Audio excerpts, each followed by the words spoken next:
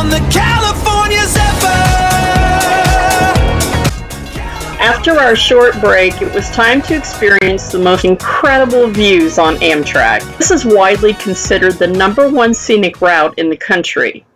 As we leave Denver, we begin our climb through the Front Range toward the Moffat Tunnel. Now, the Moffat Tunnel has some incredible history. It could be a video in itself. But let's go ahead and head through the Front Range and enjoy the journey. And I'll see you at the Moffat Tunnel.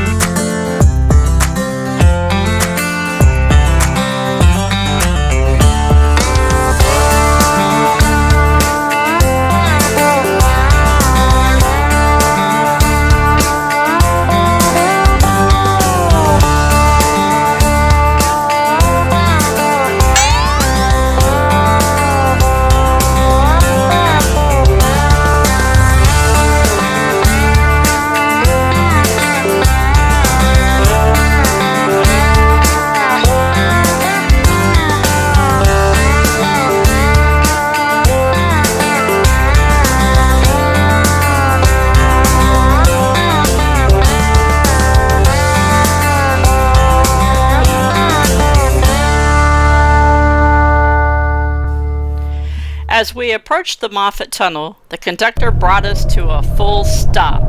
He announced that we'd be waiting a moment for the Winter Park Express to clear the passage ahead. This 6.2-mile-long tunnel is shared by both the ski train and the heavy Union Pacific freight. Let's talk about where history roams.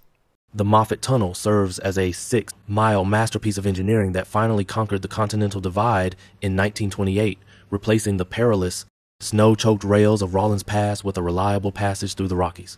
Spearheaded by the vision of David Moffat, the project overcame 6 years of grueling construction through unstable rock and subterranean floods to create a vital link between Denver and the West. At an elevation of over 9,200 feet, the tunnel doesn't just transport freight and passenger trains. Its parallel pioneer bore acts as a massive straw, diverting essential water from the western slope to the high plains. Today, it remains a silent, steel-ribbed artery that transformed Colorado's geography and economy forever. Building a path through the Continental Divide was no small feat, requiring a dedicated force of 800 men working round the clock for 3.5 years to move a staggering 1.5 million tons of rock. This wasn't just construction. It was a battle of extreme precision where surveyors worked at night to avoid solar interference, ensuring that when the two sides finally met, the lateral alignment varied by only 1.25 inches. It was a massive financial gamble costing approximately $18 million, funded through a combination of public bonds and concession profits, ultimately resulting in an engineering marvel that changed American logistics forever. During World War II, the Moffat Tunnel served as a vital strategic asset for U.S. military logistics. By providing a reliable, year-round passage through the Continental Divide, it allowed for the rapid movement of troops, heavy equipment, and raw materials between the West Coast and the interior.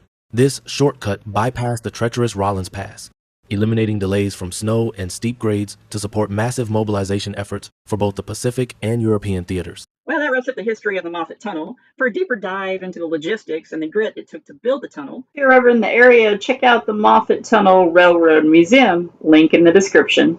Now, back to the Zephyr. After we pop out of the Moffat Tunnel, the views just don't quit.